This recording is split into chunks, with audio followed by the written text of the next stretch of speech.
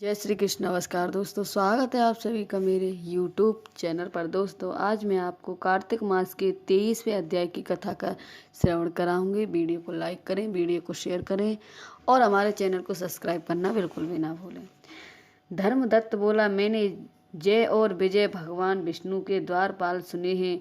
उन्होंने कौन सा नियम या व्रत किया है जिससे विष्णु का रूप मिला है? गण बोले, हे प्रिय, तृणाबिंदु की देवहूति कन्या से करदम ऋषि की कृपा से 2 पुत्र हुए। बड़ा जय व छोटे का नाम विजय था। उसी देवहूति के योगी कपिल देव हुए।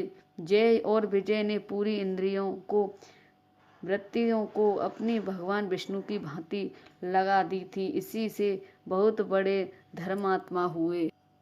एक बार उन दोनों को मारुत राजा ने बुलाया। वह यज्ञ करने में चतुर थे, उनको देवता और ऋषि मानते थे। वे दोनों वहां गए उस यज्ञ में जहां ब्रह्मा और विजय याजक बना। इस प्रकार वह यज्ञ प्राप्त हुआ। उसके बाद राजा मारुत ने यज्ञ का स्नान करके उनको बहुत सा धन दिया। उस धन को लेकर दोनों अपने आश्रम में गए। भगवान के पूजन और प्रसन्नता के लिए वह दोनों उस धन को बांटने लगे।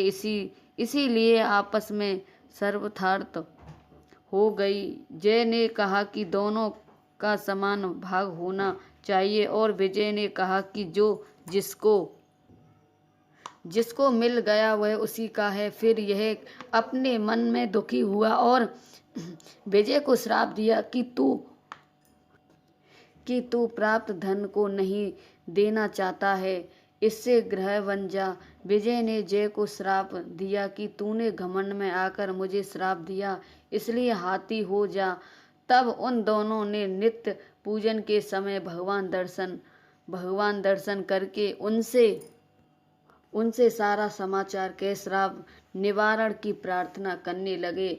और दोनों बोले, हम आपके भक्त हैं, ग्रह और गज की योनि में कैसे जाएंगे? इससे हे कृपा सिंधु, इस साप से हमारा उद्धार कीजिए। श्री विष्णु बोले कि मेरे भक्त की वाणी कभी असत्य नहीं होती और मैं उसको कभी नहीं लौटा सकता। एक बार मैं प्रहलाद के लिए खम से प्रकट हुआ, फिर अम्बरीश के कहने से मैं इस अवतार में प्रकट हुआ। तुम दोनों अपने कहे हुए श्रापों को भोग करके मेरे रूप को पाओगे। यह कहकर भगवान अंतर्ध्यान हो गए। गण बोले, फिर वे दोनों ग्रह और गज बनकर कार्तिक पूर्णिमा के दिन गंडकी में स्नान करने के लिए गए।